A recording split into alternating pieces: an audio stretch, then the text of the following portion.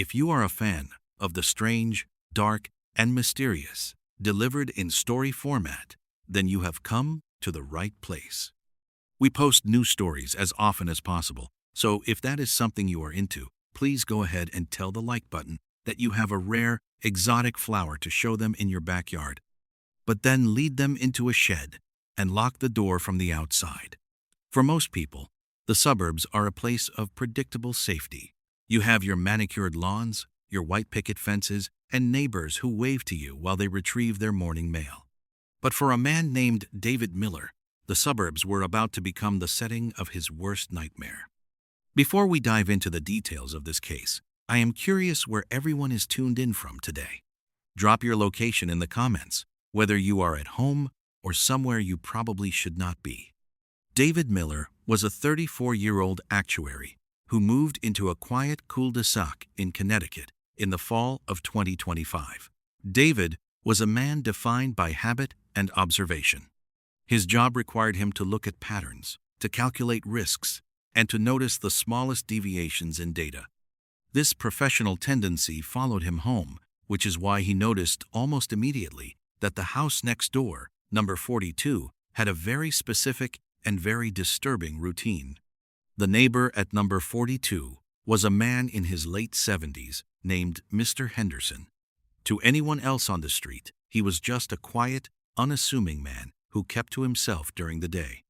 He was the kind of neighbor you might forget lived there at all, if it were not for the sight of him occasionally pulling a stray weed near his porch.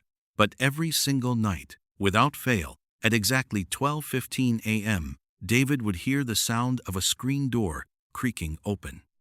It was a high-pitched, metal-on-metal screech that cut through the silence of the suburban night. From his second-floor bedroom window, David would watch as Mr. Henderson emerged into his backyard. What made this truly strange was that the old man did not carry a flashlight to guide his way through the darkness. Instead, he carried a heavy, rusted spade and a large burlap sack that seemed to move on its own, as if something inside was shifting and seeking an exit. David watched Mr. Henderson for 2 weeks straight. He would sit in the darkness of his own room, the glow of his computer screen, the only light, and wait for that 12:15 a.m. signal. The old man would spend hours on his knees in the dirt, digging deep, narrow holes in a garden that was unlike anything David had ever seen. Most people in this neighborhood spent thousands of dollars on professional landscaping, aiming for vibrant hydrangeas or perfectly green hedges. Mr. Henderson's garden grew nothing but strange, pale white vines. There were no flowers and no vegetables. There were just these thick, translucent stalks that looked like veins crawling across the earth, pulsing slightly in the moonlight. As David watched from above, he saw Mr. Henderson reach into the moving burlap sack, pull something out, and bury it deep within the soil. On the night of October 12th, at 2:45 a.m., David's curiosity finally reached a breaking point. He had been struggling with a heavy sense of stagnation in his own life. He felt like he was just going through the motions, working a job that did not matter and living a life without any real growth. He thought that perhaps if he solved the mystery of his neighbor, it would give him the spark he needed to feel alive again. He put on his dark hoodie and sneakers, crept out his back door, and moved toward the fence.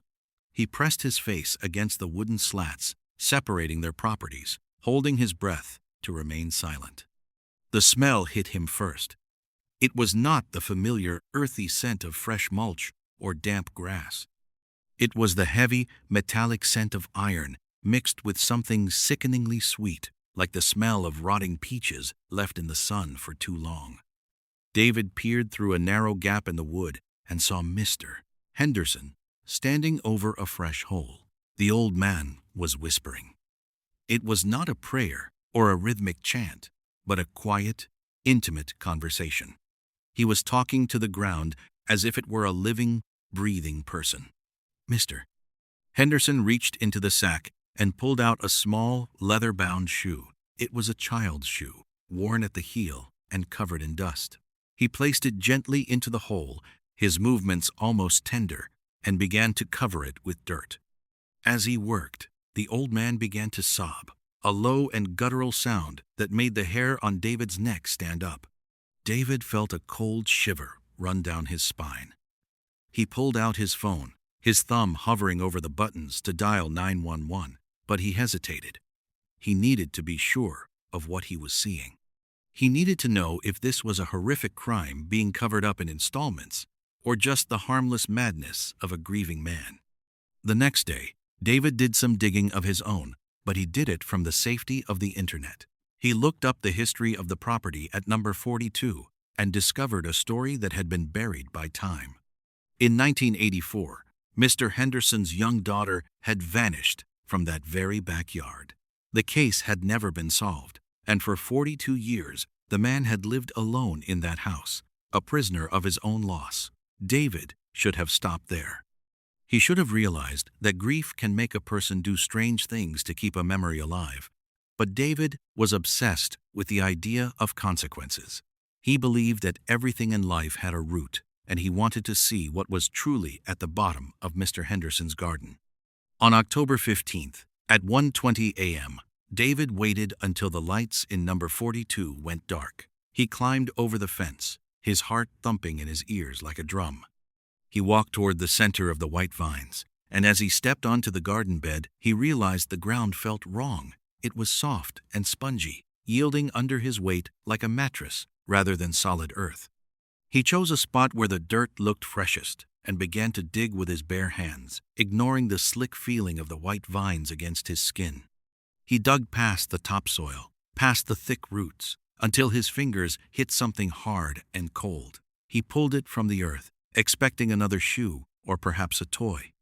But as he wiped away the dirt, the moonlight revealed the unmistakable shape of a small, delicate human bone. David froze, the small radius bone feeling impossibly heavy in his hand.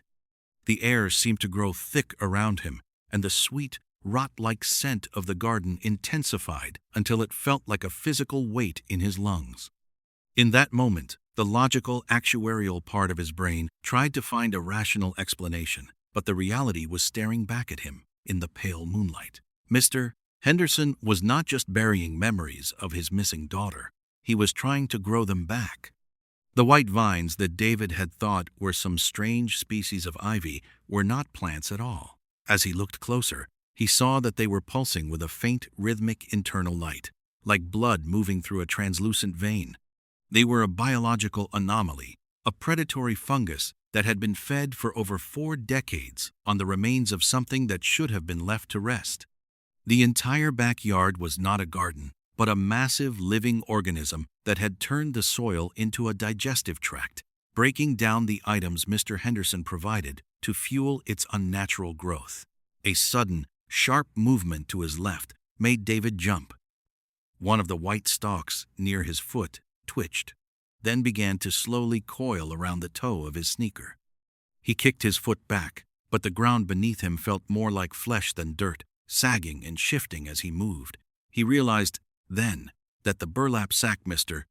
Henderson carried every night did not just contain old shoes or toys. The way it moved on its own suggested something far more sinister. The old man was scavenging, perhaps even hunting, to provide the organic matter the garden demanded to keep the ghost of his daughter alive. Suddenly, a hand gripped David's shoulder. It was not a violent grab, but the grip was cold and skeletal, the fingers feeling like dry sticks pressing into his skin. David spun around, his heart nearly stopping, and found himself face to face with Mr. Henderson. The old man did not look like a murderer or a monster. He looked exhausted, his skin hanging loose on his frame, and his eyes sunken deep into his skull. In the silence of the night, the only sound was the wet, rhythmic pulsing of the vines beneath their feet.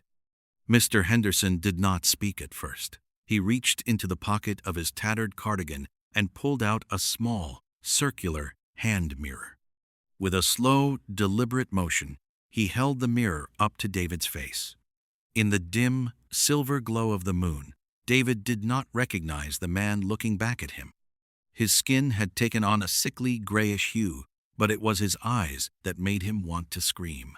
His pupils were fading, and his irises were beginning to turn the same translucent, milky white as the vines in the garden. The old man stepped closer, his breath smelling of that same iron and rotting fruit. He whispered that the garden requires more than just bones and old leather. It is a hungry, sentient thing that feeds on more than just the physical. It requires a witness. It requires someone to hold the crushing weight of the grief when the original gardener can no longer stand beneath it. Mr. Henderson told him that he had been waiting for someone like David, someone who looked too long into the shadows because their own life felt empty. David tried to pull away, but his legs felt heavy, as if the very marrow in his bones was turning to lead. He looked down and saw that the white vines had moved with incredible speed, wrapping tightly around his ankles and calves. They were not just touching him, they were beginning to fuse with the fabric of his jeans, the tiny cilia on the vines hooking into the fibers.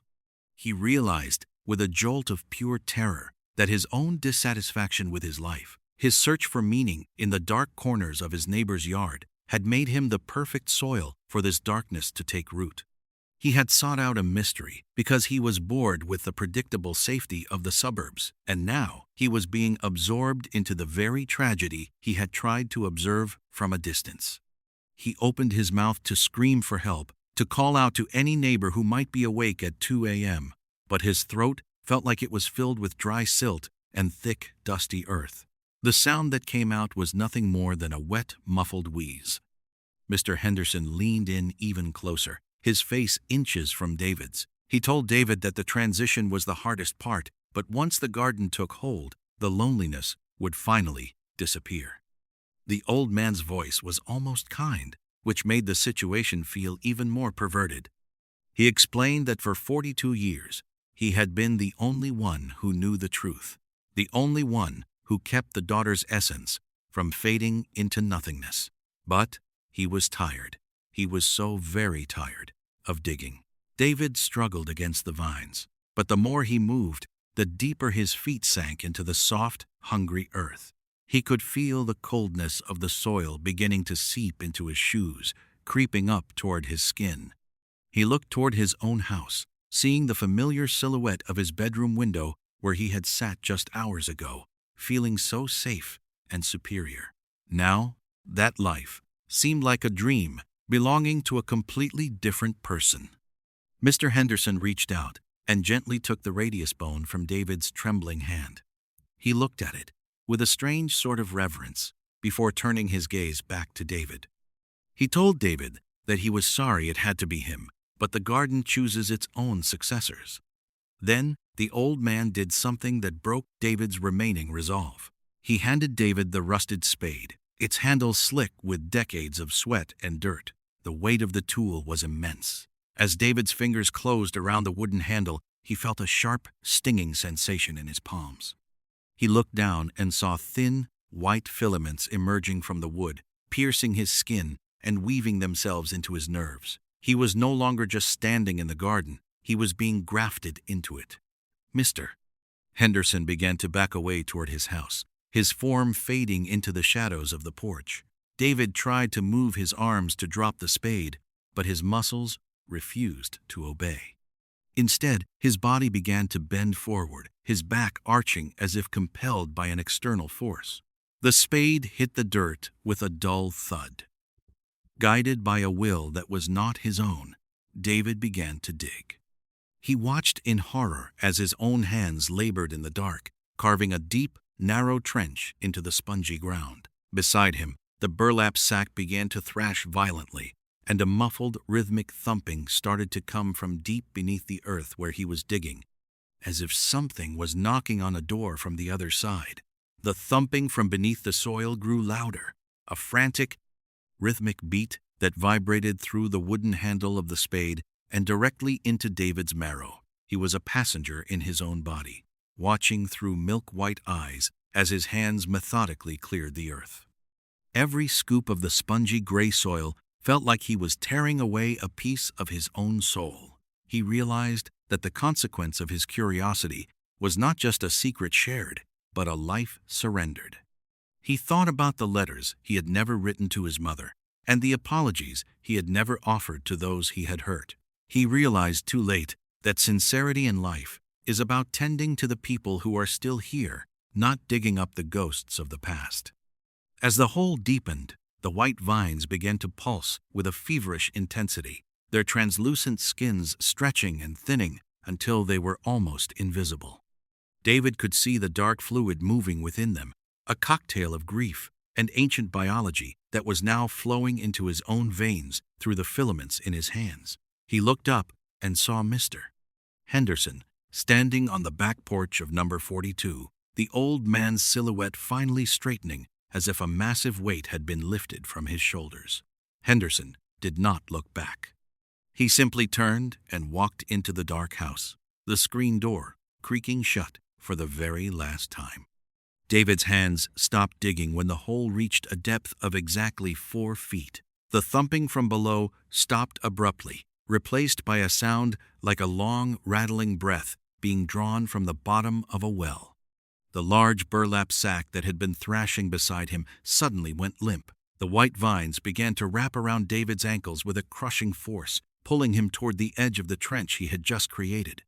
He tried to scream, but his throat felt like it was filled with dry silt, and the only sound that escaped was the whistle of wind through a hollow reed. He fell forward, his face hitting the soft, cold earth. The vines swarmed over him, weaving a thick, pale cocoon that anchored him to the floor of the garden. As the dirt began to slide back into the hole, seemingly of its own accord, David felt a strange, terrifying peace. He was becoming the witness the garden required.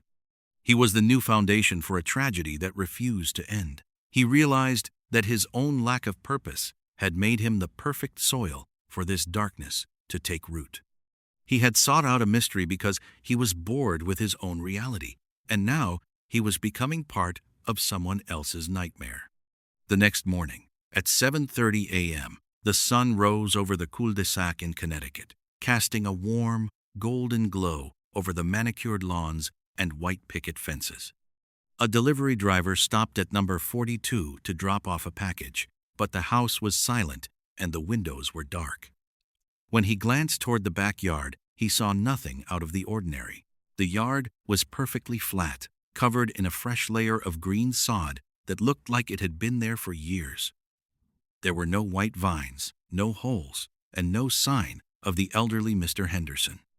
In the house next door, at number 43, David Miller's laptop was still open on his desk, his half-finished coffee sitting cold next to it. His car remained in the driveway, and his mail began to pile up in the box. When the police eventually arrived, after his employer reported him missing, they found the house in perfect order. They checked the backyard of number 42, but found nothing suspicious except for one small, puzzling detail. In the very center of the empty green yard, they found a single, leather-bound shoe sitting on top of the grass, worn at the heel, and smelling faintly of rotting peaches. If you are ever tempted to look too closely at the shadows in your neighbor's yard, just remember that some things are planted deep for a reason. Once you start digging, you might find that the ground is just as hungry for you as you are for the truth. We will be looking into a series of strange occurrences at a lighthouse off the coast of Maine in our next story, so you definitely do not want to miss that. It is often the holes in our own lives that drive us to dig into the lives of others, forgetting that some depths are meant to remain untouched. True growth is found in the light we share with the living, rather than the darkness we exhume from the dead. We have all experienced that fleeting sensation where you are sitting alone in a quiet room and you catch a sudden flicker of movement just off to the side. It is that split second where your brain signals that something shifted in the periphery, but when you whip your head around to catch it, there is absolutely nothing there. Most of us just shrug it off. We tell ourselves it was a trick of the light, a floater in our eye, or maybe just our tired mind playing tricks on us after a long day. We move on with our lives because the alternative is just too uncomfortable to consider. But for a man named Leo, that little smudge of darkness at the edge of his vision was not an optical illusion or a symptom of fatigue. It was the first stage of a predatory countdown that was happening inside his own home. He was about to discover that once you acknowledge the shadow in the corner of your eye, you are inadvertently giving it permission to step out of the blur and into your reality. I am always curious about the different places these stories end up reaching, so before we get into the strange events in Ohio, go ahead and let me know in the comments which city or town you are tuning in from today.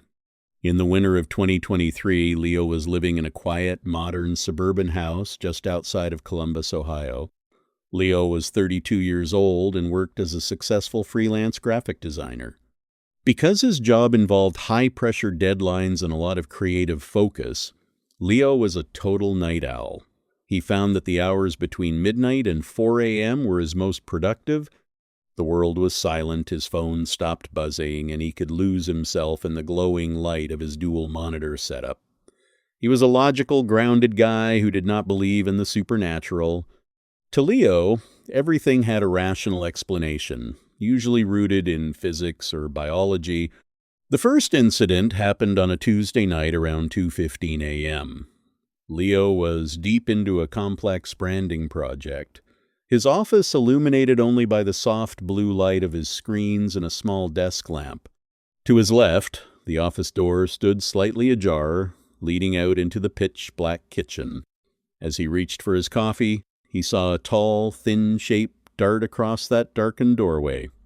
It was incredibly fast, appearing like a dark smudge moving through the air, and it vanished into the kitchen before he could even blink. Leo paused, his hand hovering over his mug. He did not feel a surge of fear, just a mild confusion.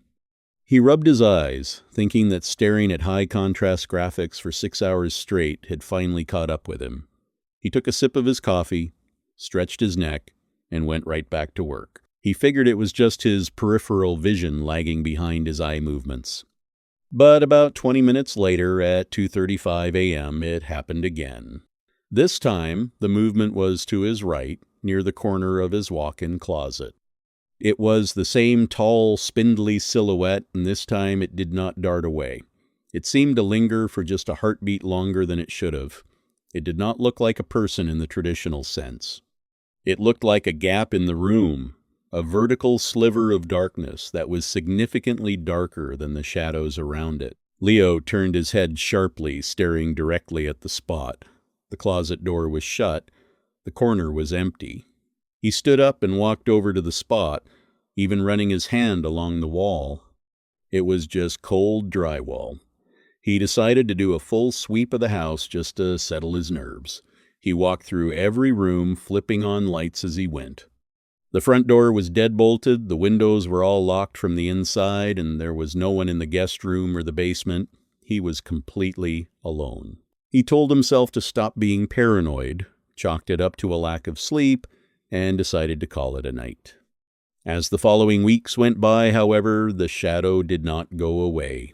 In fact, it became a constant, looming presence in his life. It was no longer just a late-night occurrence. He would be brushing his teeth at 7:30 a.m. and see it standing at the far end of the hallway. He would be cooking dinner and catch it huddled in the corner of the dining room. It was always in the periphery.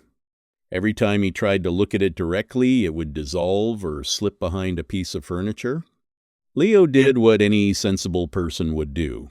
He went to see an eye doctor, convinced he had developed some kind of medical issue. The ophthalmologist ran a battery of tests, but told him his vision was perfect. He then saw a therapist, thinking he was suffering from a stress-induced hallucination, but even as he began to prioritize sleep and reduce his workload, the shadow remained. It felt as if the entity was tethered to his gaze, a dark passenger that was slowly becoming more defined with every passing day. The atmosphere in the house began to change. It was no longer just a visual nuisance. It started to feel like a physical weight. The air in his office would suddenly turn frigid, and he began to experience a persistent, prickly sensation on the back of his neck, as if someone were standing just inches behind him, staring at his spine with a hungry intensity.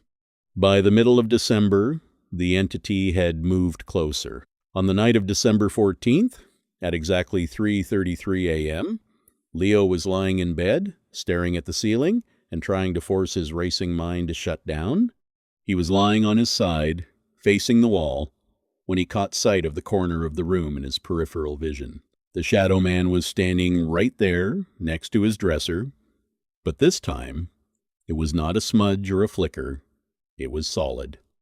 It was a silhouette of a man, standing at least 7 feet tall, with limbs that were far too long and fingers that tapered into sharp, needle-like points.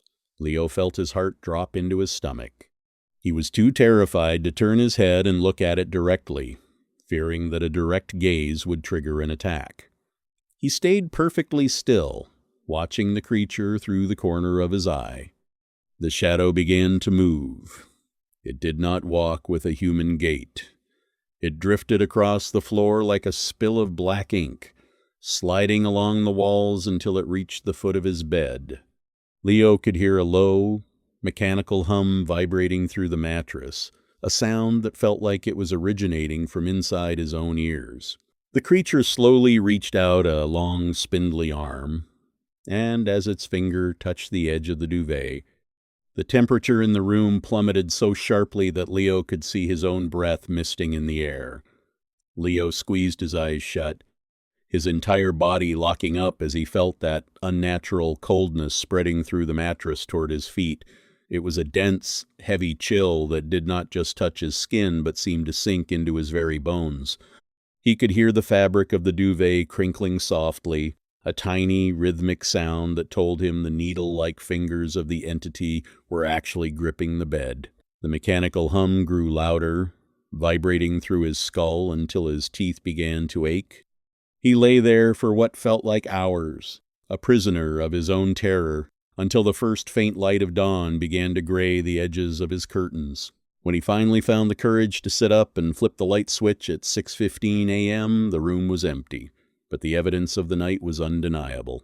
At the foot of his bed, 2 deep, hand-shaped depressions were pressed into the heavy comforter.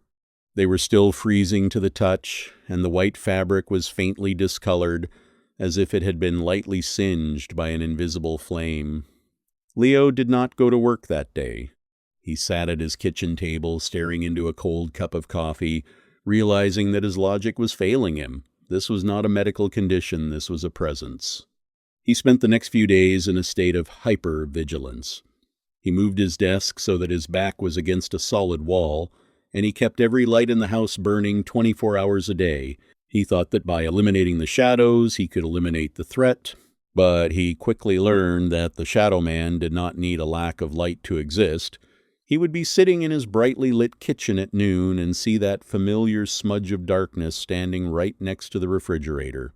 It was as if the entity had burned itself into the very fabric of his reality, a permanent glitch in his field of vision. The psychological toll was devastating. Leo stopped eating, his weight dropping rapidly as his anxiety reached a fever pitch. He began to research similar cases online, diving into obscure forums and archived accounts of people who had seen what they called watchers. One specific post caught his eye. It was written by a man who claimed that these entities do not just haunt a location, they haunt a person. The writer explained that the shadow man feeds on acknowledgement. Every time you check the corner, every time you whip your head around to see if it is still there, you are feeding it. You are giving it the energy it needs to become solid. Leo realized with a jolt of horror that he had been doing exactly that. He had been obsessed with it. He had been looking for it in every corner at every hour of the day. He decided right then that he would stop. He would practice a form of radical ignorance. He would see it, but he would not acknowledge it. He would not turn his head. He would not scream. He would act as if he were completely alone in the world. For 3 days, he maintained this absolute discipline. It was the hardest thing he had ever done. He would be typing a design proposal and feel the freezing breath of the entity on his neck, but he would keep his eyes fixed on the screen. He would be in the shower and see the long, spindly fingers curling around the edge of the curtain, but he would simply keep washing his hair. He felt like a man walking a tightrope over a pit of fire. By the end of the third day, the house actually felt lighter. The cold spots were fewer, and the mechanical hum had faded into a dull, distant buzz. On the night of December 18th, Leo felt a spark of hope. He sat in his living room around 11:45 p.m., watching a movie to distract himself. He felt relaxed for the first time in months. The room was warm, the lights were low, and he felt like he was finally reclaiming his life. He leaned his head back against the sofa cushions and closed his eyes for just a moment, enjoying the silence. The silence was broken by a soft, rhythmic tapping on his left shoulder. Tap, tap, tap. Leo did not open his eyes. His heart began to hammer against his ribs so hard it was painful, but he kept his breathing slow and steady. He told himself it was just a muscle twitch or a draft. Then he felt a weight sink into the sofa cushion right next to him. The fabric groaned under the pressure of something very heavy sitting down. A scent filled the air, a pungent, cloying smell of ozone and wet earth. A voice, sounding like 1,000 dry leaves being crushed together, whispered directly into his left ear. It was so close that he could feel the cold air of the entity's breath against his lobe. The voice did not sound human. It was a distorted, vibrating sound that seemed to bypass his ears and go straight into his brain. It said, "I know you can feel me, Leo." The tapping on his shoulder stopped, and instead he felt a long, sharp point press gently against his jugular vein. Leo realized then that ignoring the shadow had not made it go away. It had only made it desperate for his attention. He sat there, eyes squeezed shut, paralyzed as the needle-like finger began to apply a slow, steady pressure against his throat, and the mechanical hum in the room rose to a deafening shriek that made the windows begin to rattle in their frames. The high-pitched shriek reached a crescendo that felt like a physical assault, a sound so sharp it seemed to vibrate the very fluid in Leo's eyes. He sat frozen on the sofa, his chin tilted upward as that cold, sharp point continued to press into the soft skin of his neck. He knew that if he so much as swallowed, he would be impaled. The cloying scent of wet earth grew thicker, filling his lungs until he felt like he was drowning in the dirt of an open grave. Every instinct in his body screamed for him to open his eyes, to fight or to flee, but he remained a statue, a prisoner of his own radical ignorance. Then the pressure against his throat vanished. The mechanical hum died out instantly, leaving a silence so absolute it was deafening. Leo waited, his eyes still squeezed shut, his heart thumping in the hollow of his chest. He counted to 60, then to 100. Slowly, tentatively, he opened his eyes. The living room was bathed in the warm yellow light of his floor lamp. The movie was still playing on the television, a silent scene of a crowded city street.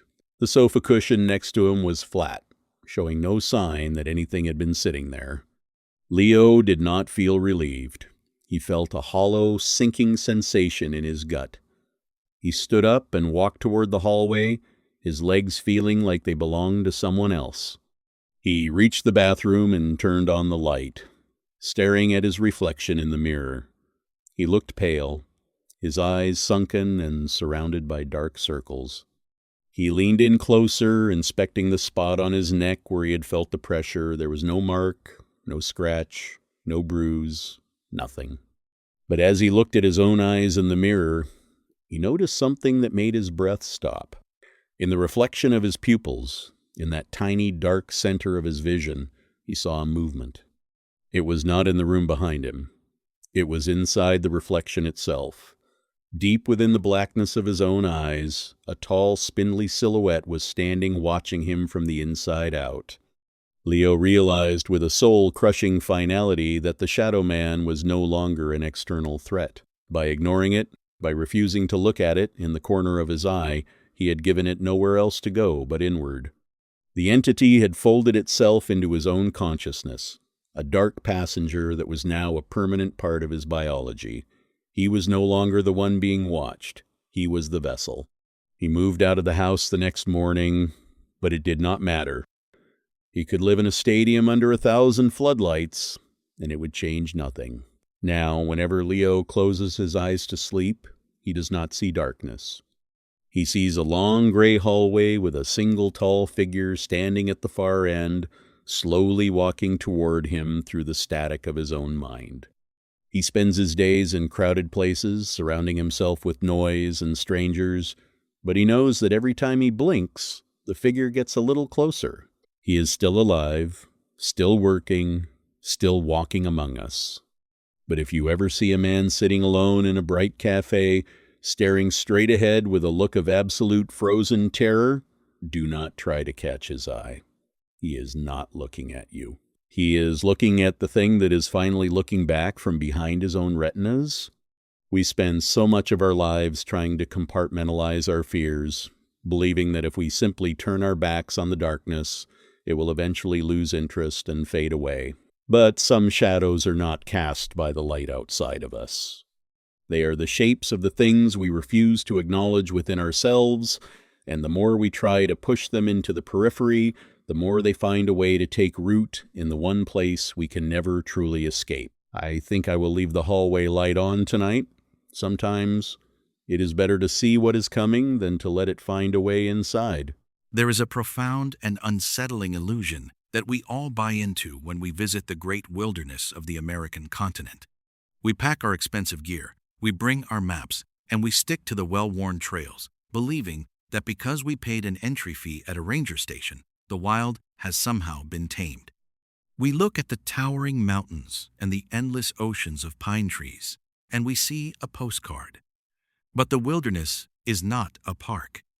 It is a living, breathing entity that is infinitely older and stronger than we are. It operates on its own set of rules, and it does not care about our sense of safety. Millions of people walk into these forests every year and walk out with beautiful photographs. But every so often, someone walks into the trees, steps just a few feet off the path, and is swallowed whole by the landscape, leaving behind nothing but baffling clues and a silence that haunts their families forever. Before we dive into one of the most perplexing vanishing cases in the history of the national parks, if you are a fan of the strange, dark, and mysterious, delivered in story format, you have come to the right place. I upload stories just like this regularly, so please hit that like button, subscribe to the channel, and turn on the notification bell so you never miss a new upload. It was the morning of October 12th, 1999. The autumn air in Yosemite National Park was crisp and biting, carrying the distinct scent of decaying pine needles and cold granite. Arthur Pendleton, a 34-year-old architect from San Francisco, had planned this weekend trip for months. He was an experienced outdoorsman who respected the mountains, and he wanted to pass that love of nature down to his 7-year-old son, Leo. Leo was a bright, energetic boy with a boundless curiosity about the world. He was wearing bright red hiking boots, a yellow fleece jacket, and carrying his own tiny backpack filled with trail mix and a plastic compass. They had chosen a moderately difficult trail near the Tuolumne Meadows area. It was a route Arthur knew well, offering stunning views of the valley below without being too treacherous for a young boy.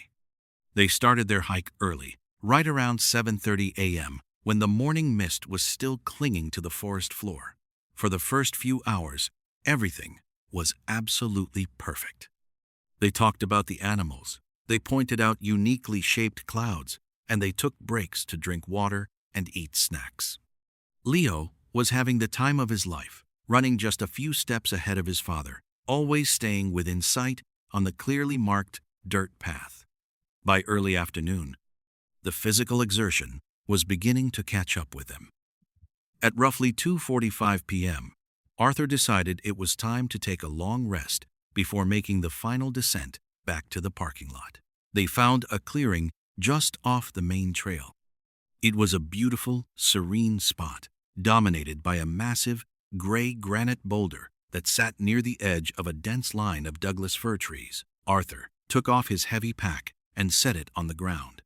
He asked Leo to sit on a flat rock nearby while he got out their sandwiches. Leo, however, was mesmerized by a cluster of bright blue wildflowers growing near the base of the massive boulder. He asked his dad if he could go look at them. Arthur smiled, looked at the area, and saw it was perfectly safe. He told Leo he could look at the flowers, but he had to stay right by the rock and keep talking so Arthur could hear him. Leo skipped over to the boulder, his bright yellow jacket contrasting sharply against the gray stone. Arthur unzipped his backpack, rummaging through the compartments to find their water bottles and the sandwiches he had wrapped in foil that morning. He heard Leo humming a little song, the sound floating gently on the quiet mountain breeze. Arthur looked down into his bag for a few seconds. He moved a spare sweater, found the sandwiches, and pulled them out. The entire action took maybe 10 to 15 seconds. No more than 20. Arthur stood up, holding the food, and turned toward the massive boulder. Leo was gone. Arthur did not immediately panic. He assumed Leo had simply stepped behind the large rock to look at a bug or use the bathroom. Arthur called out his name, his voice echoing slightly in the quiet clearing. There was no answer. Arthur walked over to the boulder, expecting to see Leo hiding behind it with a mischievous grin. But when he rounded the massive stone, there was nothing. The ground behind the rock was covered in a thick layer of dry, crunchy pine needles. There were no footprints. There was no bright yellow jacket. A cold spike of adrenaline hit Arthur's chest. He called out again, louder this time. He yelled Leo's name with the sharp, commanding tone of a parent demanding an immediate response. The only sound that came back to him was the gentle rustling of the wind through the high branches. This is where the story takes its first, deeply unsettling turn. If a child wanders off in a forest, especially a forest floor covered in dry leaves and snapping twigs, they make noise. You can hear the brush moving, you can hear footsteps crunching, and if they fall or get scared, you can hear them cry. But Arthur heard absolutely nothing. It was as if a vacuum had descended over the clearing the moment he looked into his backpack. In a matter of 15 seconds, Leo had vanished completely, leaving zero acoustic footprint. Arthur began to run in frantic circles around the clearing, pushing his way into the thick tree line. He screamed until his throat was raw. He ran 50 yards down the trail, then sprinted 50 yards up the trail. The vast, indifferent silence of Yosemite was suffocating. By 3:30 p.m., blind panic had completely taken over. Arthur realized he was wasting precious daylight. He grabbed his backpack, abandoned the food on the rock, and sprinted down the mountain toward the nearest ranger station as fast as his legs could carry him. He reached the ranger outpost at 4:45 p.m. Breathless, sweating, and crying, he frantically explained the situation to the head ranger. Within minutes, the machinery of a massive search and rescue operation was set into motion. By 6 p.m., a team of 20 armed rangers and expert trackers were at the boulder where Leo was last seen. They set up a grid. They searched the immediate area inch by inch, looking for broken twigs, scuff marks on the rocks, or fibers from Leo's yellow jacket. The trackers were baffled. The dry pine needles around the boulder were entirely undisturbed. There was absolutely no physical indication of which direction the boy had gone. It was physically impossible for a child to move through that terrain without leaving a trace, yet there was none. As the sun began to set, the situation grew infinitely more dangerous. The temperature in the high Sierras drops drastically at night. By 8 p.m., it was near freezing. The search coordinators brought in specialized tracking dogs, bloodhounds trained to follow the faintest human scent over miles of difficult terrain. They gave the dogs one of Leo's unwashed shirts from Arthur's car. The dogs smelled the shirt, put their noses to the ground at the boulder, and began to circle. But then, they did something that seasoned dog handlers describe as highly unusual and deeply unnerving. Instead of picking up a trail and pulling at their leashes, the bloodhounds whined, tucked their tails between their legs, and sat down. They refused to move past the tree line. It was not that they lost the scent. Handlers will tell you that a dog reacting this way is indicating that the scent does not slowly fade away into the woods. The scent simply stops abruptly right at the rock, as if the person ceased to exist at that exact coordinate. The first night passed in agonizing darkness. Arthur sat at the command center, staring blankly at topographic maps, drinking coffee he could not taste, and praying for a miracle. By day 2, the search had exploded into a massive effort. Over 200 volunteers, professional mountaineers, and a helicopter equipped with thermal imaging cameras joined the hunt. They expanded the search radius to 5 miles, then 10 miles. They checked every ravine, every cave, and every riverbank. The thermal cameras swept the forest floor at night, looking for the tiny heat signature of a little boy huddled in the cold.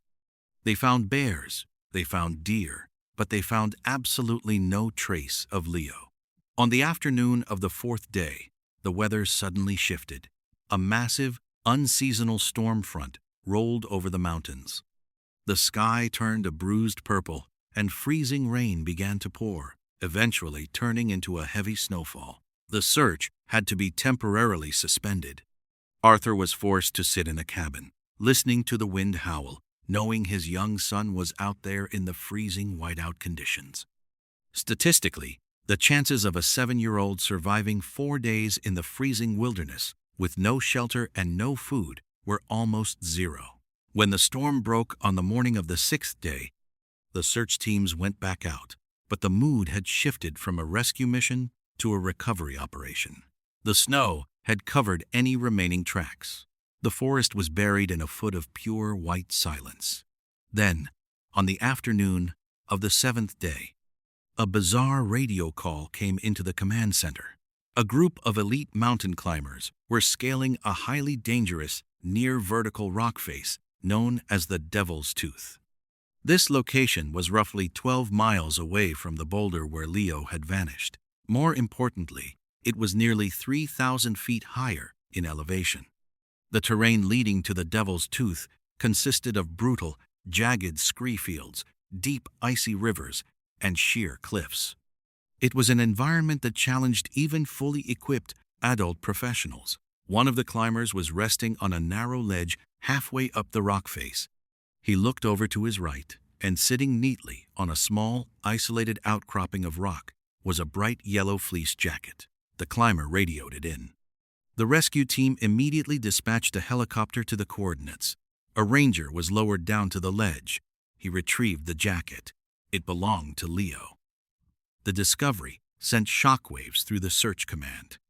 How could a 7-year-old boy travel 12 miles through impossibly rugged terrain, cross freezing rivers, and scale a massive cliff wall in a matter of days? Furthermore, the jacket was not snagged on a branch or dropped in a panic. It was folded neatly, almost perfectly, and placed deliberately on the rock. The teams redirected all their resources to the Devil's Tooth. They combed the treacherous area for 2 more agonizing days. They found nothing else. No boots, no backpack, no boy. The location of the jacket made absolutely no logical sense.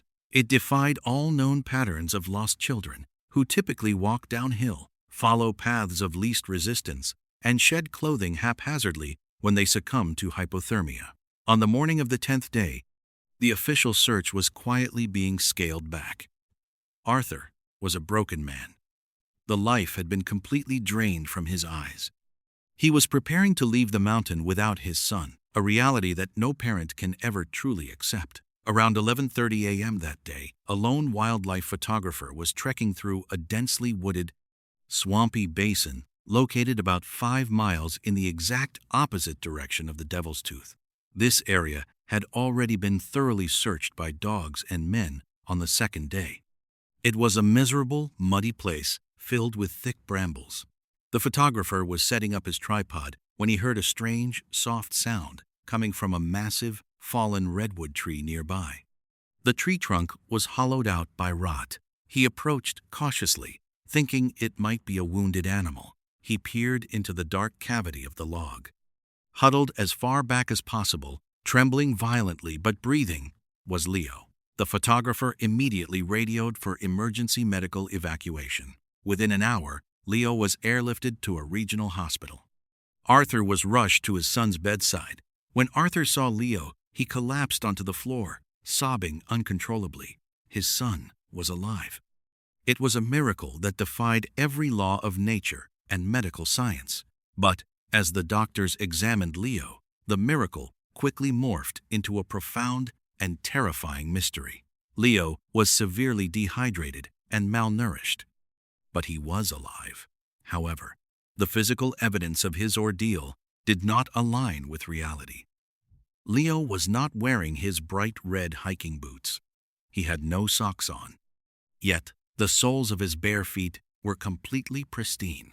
There were no cuts, no scratches, no bruises, and no dirt ground into his skin.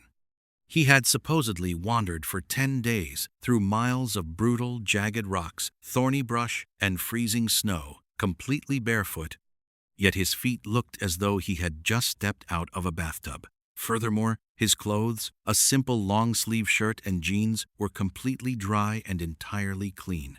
There were no mud stains, no grass stains, and no tears in the fabric.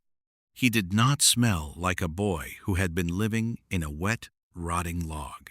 When the police and child psychologists carefully interviewed Leo a few days later, hoping to understand how he survived and how his jacket ended up on a sheer cliff 12 miles away, Leo's answers sent a deep chill through everyone in the room. Leo explained that he had walked behind the boulder to look at the blue flowers. When he reached out to touch one, a sudden, incredibly thick fog rolled into the clearing out of nowhere. He said the fog was so thick he could not see his own hands. He called out for his dad, but his voice sounded like it was stuffed inside a pillow. Then, Leo said, a man walked out of the fog. But when the psychologist asked what the man looked like, Leo hesitated. He said the man looked like a person, but he was covered in thick, dark fur like a bear, and he had eyes that looked like shiny black stones. Leo said the furry man did not speak with his mouth, but Leo could hear the man's voice inside his head. The voice told him not to be afraid, and that the fog was rising like a flood, and they needed to go up high to stay dry. Leo claimed the furry man picked him up. Leo said the man moved incredibly fast, so fast that the trees blurred together like a painting. They went high up onto a cold rock, where the man told Leo to take off his jacket because the bright yellow color would attract bad things in the sky. Leo neatly folded his jacket and left it there. Then, Leo said he fell asleep in the furry man's arms. When he woke up, he was inside the dark log. The man was gone, and Leo waited there because the voice in his head told him a man with a camera would come to wake him up. The authorities gently pressed Leo, suggesting he had a bad dream, that he had perhaps imagined the furry man to cope with the fear of being alone. But Leo was adamant. He never wavered from his story.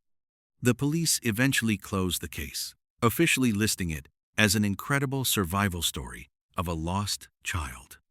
But off the record, the search and rescue veterans who worked that mountain will tell you that the official report is a lie. They will tell you that a 7-year-old boy cannot survive 10 days in a freezing blizzard.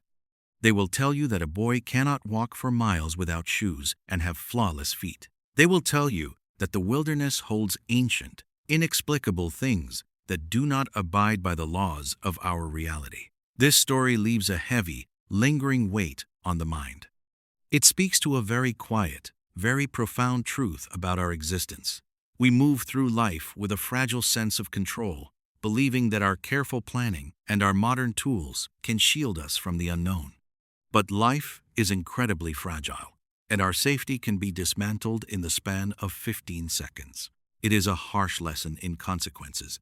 A single moment of distraction, a brief turning of the head, can alter the trajectory of a life forever.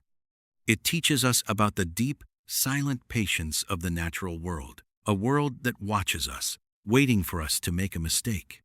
We must walk through life with a sincere respect for the forces that are greater than us, understanding that we are simply guests in a domain that we will never truly conquer. If you found this story fascinating, you are going to want to hear the next one.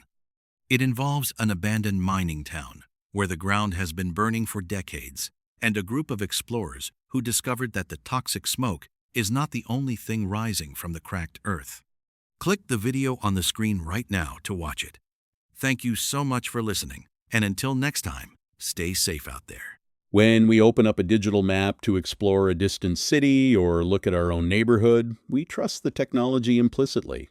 We see the seamless panoramic views, the passing cars, and the random pedestrians walking along the sidewalks, all captured by automated camera cars cruising down the street.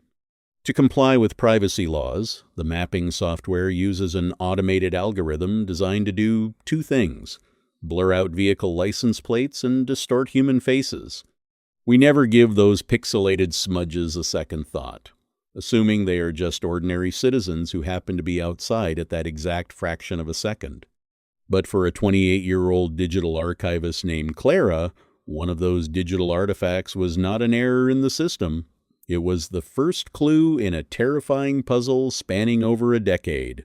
She was about to learn that some blurring is not meant to protect a stranger's identity, but to hide a relentless, real-world predator who had figured out how to use the internet's most popular mapping tool to document an obsession. I am always fascinated by how far these strange rabbit holes travel through the internet. So while you are getting comfortable for this journey, take a quick second to tell me in the comments the exact town or city where you are pulling up this video today. In the early spring of 2024, Clara was spending a rainy Sunday evening inside her third-floor high-rise apartment in downtown Pittsburgh, Pennsylvania. Clara possessed an incredible eye for detail, a skill she developed through her professional career restoring and cataloging historical photographs for local museums. She spent her days looking for tiny anomalies in old film negatives, so she was highly trained to see things other people would naturally skip over. That night, feeling a little wave of nostalgia, she decided to pull up a popular online mapping program to take a virtual walk down the street where she grew up. She typed in the address of her childhood home, a modest split-level house located in a quiet, isolated rural town called Pinecrest, Pennsylvania. The screen refreshed to show a bright, sunlit afternoon. The map data for that specific rural block was older, carrying a timestamp from the summer of 2012, the exact year Clara had packed her bags after high school graduation to move away for college. Clicking her mouse to navigate down the virtual asphalt, she felt a warm sense of familiarity. She saw her mother's old blue station wagon sitting in the driveway, and she could see the massive oak tree where she used to sit and read. But as she clicked the arrow to move closer to the front gate, her hand froze on the mouse. Standing right at the edge of her family's property line, half hidden behind a cluster of overgrown juniper bushes, was a man. He was tall, remarkably thin, and dressed in a heavy, dark gray trench coat that looked completely out of place for a warm summer afternoon. Because of the website's automated privacy feature, his face was entirely obscured by a heavy, square, pixelated blur. Clara leaned in closer to her monitor, frowning. Pinecrest was the kind of tight-knit community where everyone recognized their neighbors, but this man's frame and heavy clothing did not ring any bells. She tried clicking to a different angle down the street to see if the camera car had caught a clearer profile, but from every single perspective captured on that day in 2012, the figure remained perfectly stationary. His obscured, blurred face was aimed directly at the front door of her house. It gave her a brief, uncomfortable chill, but she ultimately shook it off. She figured it was just a strange utility worker or a contractor waiting for a client. She closed the browser tab, made a cup of tea, and went to bed. The weird image would have remained a forgotten memory if Clara had not gone to visit her mother the following weekend. While they were finishing dinner, her mother mentioned she had been sorting through old boxes in the attic and uncovered some family photo albums. Later that evening, they sat together on the living room sofa, turning the sticky adhesive pages and laughing at old memories. Eventually, they reached a cluster of snapshots taken during a family backyard barbecue in the summer of 2016, 4 years after Clara had left for college. Clara smiled at a photo of her mother standing by the patio grill, but as her eyes drifted to the background of the shot, her smile vanished. Just beyond the wooden privacy fence at the far edge of the lawn, standing out on the public sidewalk, was a person. Clara felt a sudden drop in her stomach. It was a tall, exceptionally thin man wearing a heavy, dark gray trench coat. Because the camera lens had focused sharply on her mother in the foreground, the figure in the distance was naturally blurry, his features smeared into an indistinct shape. But the rigid, upright posture was identical to the man on the digital map. Clara asked her mother if she remembered anyone lingering near the back fence during that barbecue. Her mother looked closely at the print, squinted, and shook her head, stating she had never noticed him before, and assuming it was just a local resident out for a walk. Clara's analytical training, however, refused to let the detail go. The matching outfit and the stiff stance felt far too deliberate to be a mere coincidence. The moment she returned to her Pittsburgh apartment, she opened her laptop and brought up the mapping software again. This time, she looked for a specific archive tool that allowed users to view historical street-level imagery captured by the camera cars during previous sweeps. She selected the data block from 2016 and navigated back to the Pinecrest address. When the image loaded, her fingers began to tremble against her desk. The man was still there. In the 2016 update, her mother's blue station wagon was gone, but the man in the dark gray trench coat remained on the property. Only he was no longer hiding behind the juniper bushes at the street. He had moved significantly closer. He was now standing halfway up her mother's concrete driveway, his pixelated, blurred face turned directly toward the front living room window. Clara sat perfectly still in her office chair, the glowing blue light of her dual monitors illuminating the cold sweat forming on her forehead. The realization settled over her like a heavy, suffocating blanket. This was not a random sequence of events, and it was not a system glitch. The automated camera cars that mapped the state of Pennsylvania were accidentally logging a chronological timeline of a stalking campaign. Because the man always positioned himself on public sidewalks or roadsides, and because the internet company's automated algorithm systematically blurred his face to protect public privacy, he had managed to remain entirely invisible to her family in the real world. He was using the internet's most popular mapping tool as a personal trophy room to document his progress. Driven by a sudden, frantic burst of panic, Clara began to type different addresses into the search bar. She needed to know how deep this obsession went. She inputted the address of her freshman college dorm building in State College, Pennsylvania, accessing the archived map data from the autumn of 2018. She began clicking through the panoramic views of the campus, her eyes scanning every sidewalk, brick wall, and lamppost. It took her nearly half an hour of meticulous searching, but she found him. He was standing directly across the street from her dorm's main entryway, leaning against a concrete bike rack, wearing the exact same heavy gray trench coat, his face perfectly pixelated by the software. Her breath caught in her throat. She immediately changed the search entry to the address of a small studio apartment she had rented in Philadelphia after landing her first museum internship in 2021. She brought up the corresponding 2021 map update for that narrow city block. He was there too.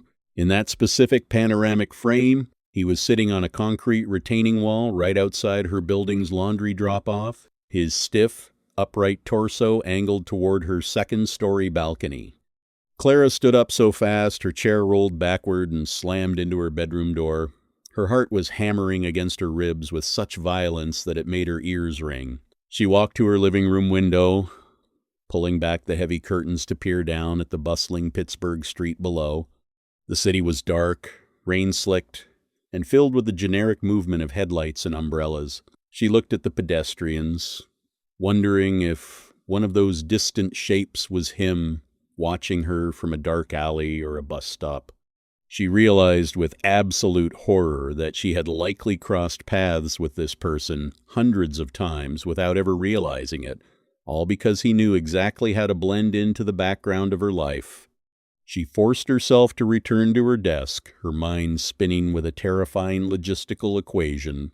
The Mapping Corporation typically updated its street-level panoramic data for major metropolitan areas like downtown Pittsburgh once every 2 years. The last available public data for her current neighborhood had been recorded in the late autumn of 2022. That meant a brand new digital update was due to launch any day now. With shaking fingers, Clara pulled up her current high-rise apartment address on the map interface. She loaded the interactive street view, looking at the familiar brick facade of her building, the coffee shop on the corner, and the heavy glass doors of the lobby. The interface was still displaying the old 2022 data. She moved her mouse to the upper left corner of the screen and clicked the refresh button, hoping that the system would remain static. The browser window flickered, the loading circle spinning for 3 agonizing seconds before the screen snapped back into sharp focus. A tiny, glowing notification banner appeared in the bottom right corner of the map window. The text read, "Street imagery updated May 2026. Clara's muscles went completely rigid, her fingers locking around the edges of her keyboard. The system had just pushed the new update live. The mapping vehicles had driven through her exact coordinates within the last few weeks, capturing a brand new set of panoramic frames of her immediate surroundings. She began navigating the digital camera view in a slow, clockwise circle, checking the crowded sidewalks outside her main lobby entrance. She scanned the crosswalk, the mailboxes, and the parking garage entry across the street. He was not there. The relief was almost physical, causing her shoulders to drop as she let out a long, shaky breath. But then, she remembered a tech article she had read at work a few months prior. The mapping company had recently deployed a new fleet of specialized pedestrian surveyors who wore high-tech backpacks equipped with smaller panoramic camera spheres. These workers were tasked with mapping out narrow historical alleys, courtyard walkways, and private residential pathways where standard camera vehicles could not legally or physically drive. Clara's apartment building was shaped like a horseshoe, wrapped around a narrow, brick-paved service alleyway that was restricted to utility trucks. Her third-floor unit had a small, private iron balcony that extended directly over that dark, secluded brick alley. Clara moved her digital cursor away from the main street, dragging the little yellow avatar icon into the narrow gap of the service alley behind her building. The screen loaded a new set of panoramic frames, the perspective significantly lower and closer to the ground than the vehicular shots. She clicked her mouse forward, moving the camera view deep into the brick corridor until she was positioned directly beneath her own unit.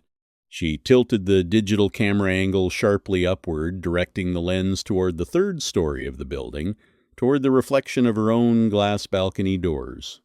On the monitor, standing directly on her private, enclosed third-floor balcony, was a tall, exceptionally thin man wearing a heavy, dark gray trench coat. He was leaning over the iron railing, his long hands gripping the metal bars, and his face was a massive, pixelated square of digital blur. He was pressed flat against the glass pane, his obscured head turned directly toward the interior of her dark bedroom. Clara dropped her mouse, the plastic clattering against the hardwood floor as a wave of cold, primal terror paralyzed her limbs. The panoramic backpack had captured that image weeks ago. The man had already breached her perimeter. He was already up there. Before she could even reach for her purse to search for her phone, the profound silence of her apartment was shattered by a soft, rhythmic sound coming from the dark bedroom behind her desk. It was the distinct, unmistakable sound of a long fingernail scratching slowly against the glass of her balcony door. The slow, methodical scratching against the glass pane continued, a tiny, sharp sound that felt like it was cutting directly into Clara's brain, every muscle in her body locked up, a primal instinct telling her that if she made even the slightest movement, the glass would shatter. The glowing monitors in front of her seemed to mock her, still displaying that low-angle digital image of the tall, thin figure standing on her balcony weeks ago. She realized with absolute clarity that he had not just arrived tonight. He had been coming back to that balcony night after night, standing just inches from her bed while she slept, completely undetected in the shadows of the city. Clara forced her breathing to remain shallow, her eyes fixed forward on the wall in front of her desk. She did not turn her head toward the bedroom. She knew that looking would mean acknowledging his presence, breaking the fragile barrier that had kept him at bay for 14 years. Slowly, using only her fingertips, she slid her hand down into the pocket of her cardigan where her phone was resting. Her thumbs moved by memory alone, unlocking the screen and inputting the emergency sequence for 911. She did not lift the phone to her ear. Instead, she pressed the call button and left the device flat inside her pocket, hoping the emergency dispatcher would hear the background audio and trace her coordinates through the high-rise cellular tower. The scratching on the glass suddenly stopped. The silence that followed was incredibly heavy, filled only with the distant, muffled hum of the city traffic down below. For a single fleeting second, Clara thought that perhaps the sirens would arrive in time. Then she heard the heavy, metallic click of the balcony door handle turning. She had locked the door before sitting down to work, but as the old lock mechanism groaned, she remembered a minor detail she had ignored for weeks. The sliding track had a loose alignment screw, a tiny structural flaw she had promised herself she would fix after the weekend. The glass door slid open with a smooth, silent friction, and the damp, rainy night air of the alley rushed into her warm apartment, carrying the faint, cloying scent of wet brick and old wool. A slow, heavy footstep pressed against the hardwood floor of her bedroom. The fabric of a long, heavy trench coat rustled softly against the doorframe. Clara kept her back turned, her eyes wide and unblinking as tears of pure terror ran down her cheeks. She could hear him moving closer, his steps deliberate and rhythmic, until the cold draft of the rainy night air was replaced by a localized, freezing pressure right behind her shoulders. A hand, ending in long, uncharacteristically thin fingers, reached out into the periphery of her vision. The skin was pale, waxy, and completely devoid of any defining lines or textures. It hovered just inches from her left cheek, motionless, waiting for her to turn her head. Clara kept her gaze locked onto the computer screen, refusing to look at the entity, even as she felt a cold, shallow breath pass against the hairs on the back of her neck. The voice that followed did not sound like a human throat. It was a flat, synthesized whisper, a sound that carried the distinct, hollow static of a digital audio file being played through a broken speaker. It said, "I have been waiting for the map to catch up to us." The hand slowly withdrew from her peripheral vision, and the heavy footsteps began to move away, traveling back through the bedroom toward the open balcony. Clara sat frozen at her desk for 3 full hours, her knuckles white as she gripped the edges of her keyboard, until the first gray light of a damp Pittsburgh dawn began to illuminate the room and the arrival of the police officers finally broke her paralysis. The subsequent investigation into the high-rise building yielded absolutely zero physical clues. The lock on the balcony door showed no signs of forced entry, there were no latent fingerprints on the glass, and the surveillance cameras in the lobby did not capture anyone entering or leaving the premises in a gray trench coat that night. When detectives contacted the Mapping Corporation to subpoena the unblurred source files of the panoramic imagery, the company responded with a formal legal letter stating that the entire May 20 biography block for downtown Pittsburgh had been permanently deleted from their servers due to an unexpected, catastrophic data corruption error. Clara packed her belongings and left the state of Pennsylvania the very next afternoon. She did not leave a forwarding address. She deleted all of her social media accounts, and she took a job at a small library in a landlocked, rural town in New Mexico where the roads are still unmapped by digital vehicles. She lives in a windowless basement apartment now, surrounding herself with analog books and oil lamps, completely disconnected from the digital world. But her caution changes nothing. Clara knows that the world has already been mapped, and her location is no longer a secret. Now, whenever she uses her phone to look up a simple direction or checks the weather in a neighboring town, she feels a cold spike of anxiety in her chest. She knows that somewhere out there, A digital camera is capturing a fresh batch of pixels, and if she clicks through the images closely enough, she will eventually find a tall, thin shape standing just outside the frame, waiting for the system to refresh. We spend so much of our modern lives trying to archive our experiences, building a digital footprint that we believe makes us permanent and connected to the world around us. We trust the algorithms and the corporate firewalls to keep our identities safe, forgetting that every piece of data we leave behind is a trail that can be followed by the things that belong in the dark. True safety is not found in the convenience of being connected, but in remembering that the things we choose to look at through a screen are often capable of looking back. The local mapping trucks have been driving through my neighborhood quite a bit this week, updating the residential side streets for the summer rush. I think I am going to keep my window shades pulled down until the autumn leaves start to fall. In the world of content creation, there is a common saying that you are only ever as good as your last video. For a 24-year-old man named Jackson Reed, this was not just a catchy phrase or a bit of industry advice. It was a complete and total obsession that governed every single waking moment of his life. Jackson was the creator and host of a moderately successful YouTube channel called Urban Decay. His brand was built on high-energy explorations of the darkest and most forgotten corners of the Pacific Northwest. He would hike miles into the wilderness or crawl through rusted chain-link fences to show his audience abandoned hospitals, shuttered asylums, and Cold War-era bunkers that had been left to rot for decades. For a few years, he was on top of the world, but by the summer of 2025, Jackson began to notice a terrifying trend in his analytics. His numbers were starting to dip. The audience was getting bored with the same old shots of rusty gurneys and peeling wallpaper. They were demanding something more. They wanted something real, a scare that they could not explain away with wind or settling floorboards, and Jackson was willing to do almost anything to give it to them. Before we get into the heavy details of what happened on that night in August, I want to take a second to ask where you are all hanging out today.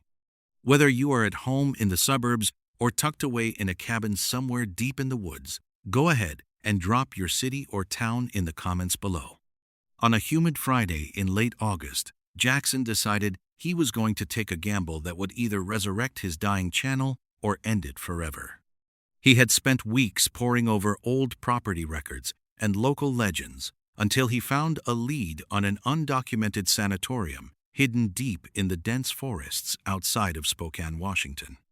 The locals referred to the place as Blackwood Manor, a massive stone structure that had been abruptly closed down in 1964 following a series of unexplained and devastating fires. Jackson knew that a simple recorded video would not be enough this time. He wanted to do a full live broadcast.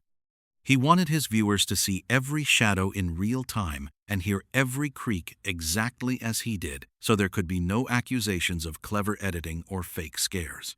Jackson arrived at the overgrown edge of the Blackwood property at exactly 11:45 p.m. He was heavily geared up for the night, carrying a high-end gimbal for smooth camera work, a powerful satellite hotspot strapped to his backpack to ensure a steady signal, and a pair of industrial-grade flashlights that could cut through decades of darkness. He stood before the looming, charred silhouette of the manor and hit the Go Live button on his phone at exactly midnight.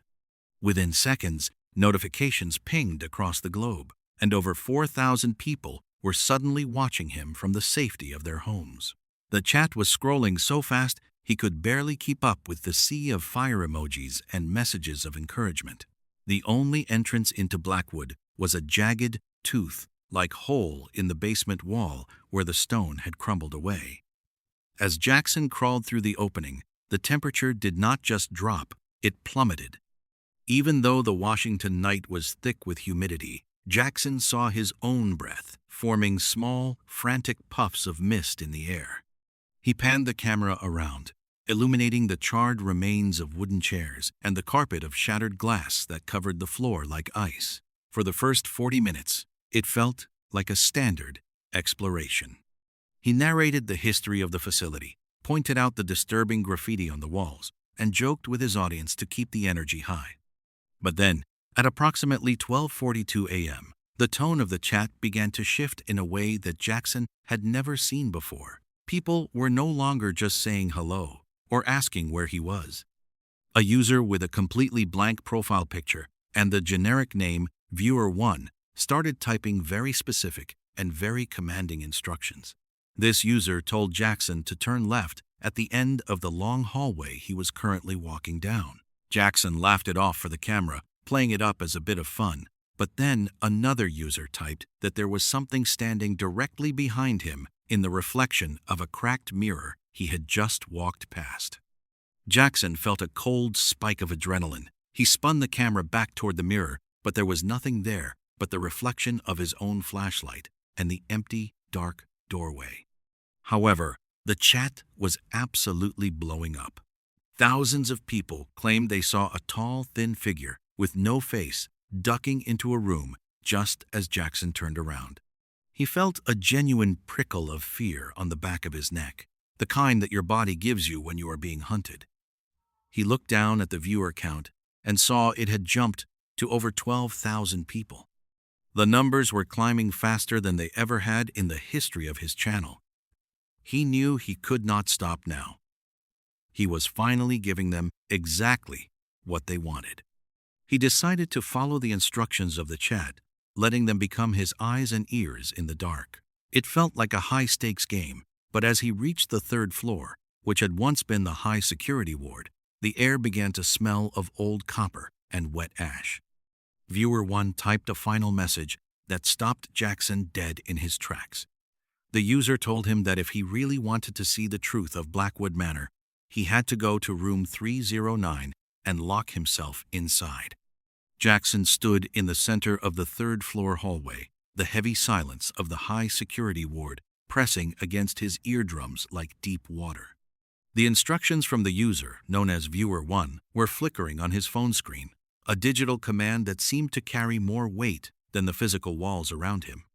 He looked at the heavy steel door of room 309, which featured a small, rusted slide opening once used to pass food to the dangerously ill. It looked less like a medical room and more like a tomb designed to keep something in rather than help it get well. The chat was a frantic, blurred stream of text, with thousands of people calling him a coward and threatening to unsubscribe if he did not go through with the challenge. Driven by a desperate need to keep his viewer count climbing and to prove he was still the king of urban exploration, Jackson reached out and grabbed the cold iron handle. He stepped into the tiny room, and the heavy door swung shut behind him with a finality that made his stomach churn. The latch clicked into place, a sound that echoed through the small space like a gunshot. He panned his camera around, showing the 12,000 viewers the interior of the room. It was completely empty, except for a single, weathered wooden stool sitting in the far corner. Jackson sat down on the stool, trying to keep his breathing steady for the broadcast. He checked his phone and noticed something technically impossible.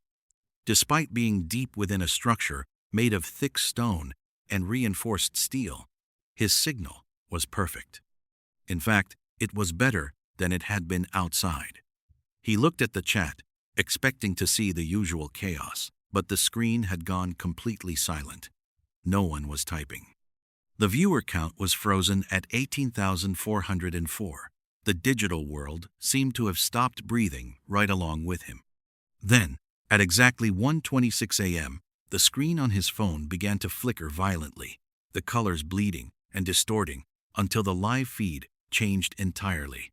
Jackson realized with a jolt of horror that he was no longer looking at the selfie view of his own face. He was looking at a video of himself sitting on the wooden stool, but the camera angle was from the high ceiling corner of the room. He slowly looked up, his heart hammering against his ribs, but there was no camera in the corner. There was nothing but cracked plaster and shadows. He rushed to the door and grabbed the handle, pulling with everything he had, but it would not budge. He began to yell for help, but his own voice sounded muffled and distant to his ears, as if he were shouting from underwater.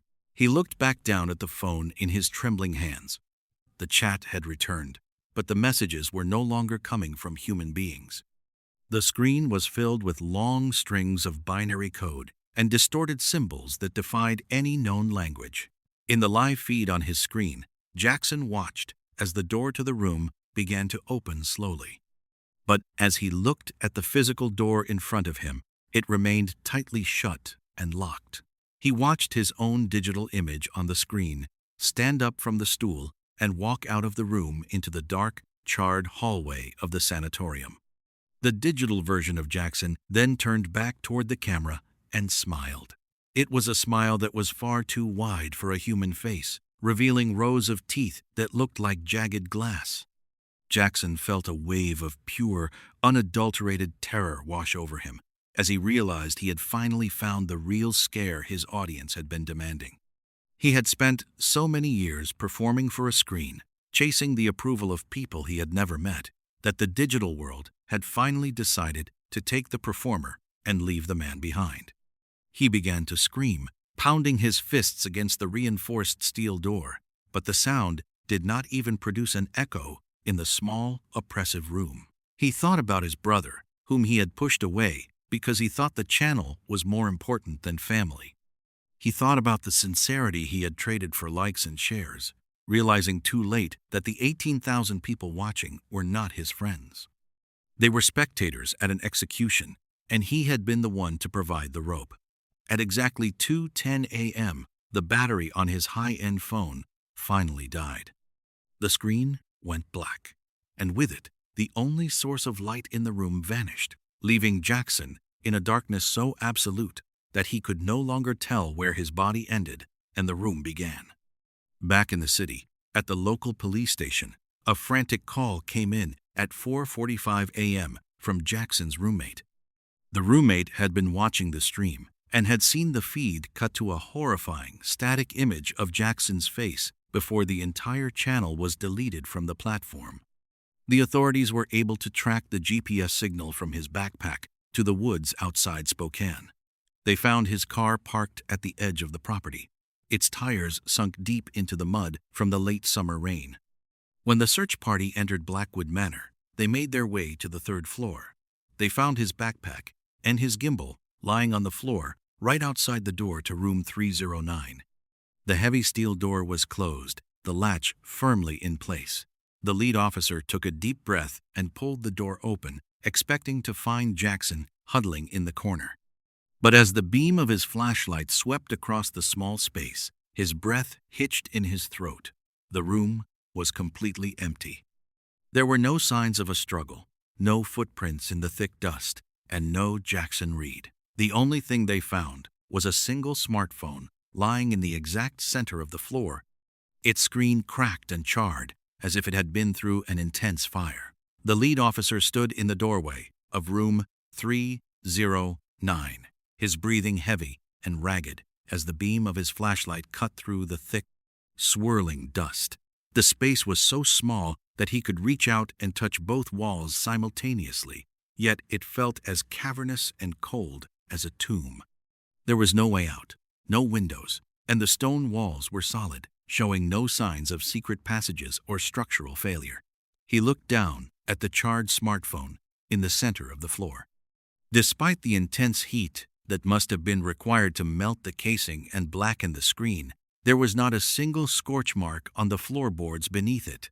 It was as if the fire had come from inside the device itself. The tech forensics team at the Spokane precinct worked for 3 days straight to recover any data from the ruined hardware. When they finally managed to pull the final 30 seconds of the recorded livestream, the entire department gathered around a single monitor in a silence so heavy it felt suffocating. They did not see Jackson being attacked or dragged away. Instead, they saw the view from the corner of the room, looking down at Jackson as he sat on the stool. In the video, the real Jackson was still pounding on the door, his movements frantic and desperate. But then, the door in the video slowly creaked open. A hand reached in from the hallway to pull the door shut from the outside. The hand had 5 fingers, but the skin was not flesh. It was the shifting, flickering color of digital static. As the door in the video clicked shut, The camera panned down to the smartphone lying on the floor. For a brief second, the reflection in the dark screen showed the room was completely full. It was packed with thousands of translucent, flickering figures, all standing shoulder to shoulder, staring down at Jackson with wide, unblinking eyes. They were not there to help him. They were there to consume the moment. The video ended with a single line of text appearing in the chat box from a user with no name. It simply said that the performance was finally satisfactory. Jackson Reed was officially declared a missing person on September 3, 2025, but the case remains one of the most disturbing anomalies in the history of the department. There were no tracks leading away from the sanatorium, and no body was ever recovered from the woods. However, the most unsettling part of the story did not happen at the manor. It happened on the internet. A week after the search was called off, the Urban Decay channel suddenly reappeared online. All of the old videos had been deleted, replaced by a single 24-hour looped live stream of an empty stone room.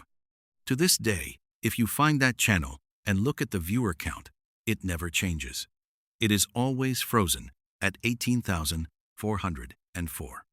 If you stay on the stream for more than 10 minutes, your own device will begin to run hot, the battery draining in a matter of seconds.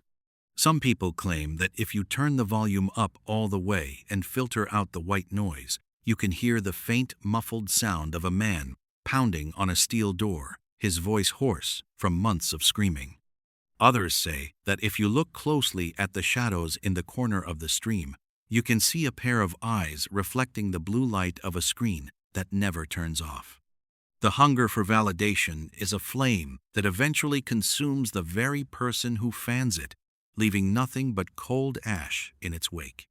We often spend our lives building a digital version of ourselves to show the world, forgetting that when we step too far into the light of the screen, we leave our shadows behind to find a life of their own. It is a strange thing to realize that we are the only ones who can truly witness our own lives. When we trade that private reality for the hollow gaze of 1,000 strangers, we might just find that the audience eventually decides to keep the show running long after the performer has disappeared.